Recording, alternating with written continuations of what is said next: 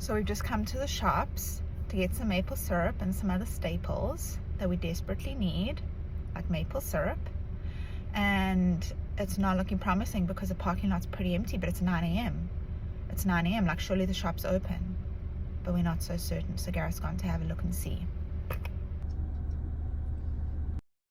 They don't let the employees have early Sunday nights. What time does it open? 12 till What? 8. Yeah, 8 o'clock at night. Why not from like 9 till 4? I'm mad right now.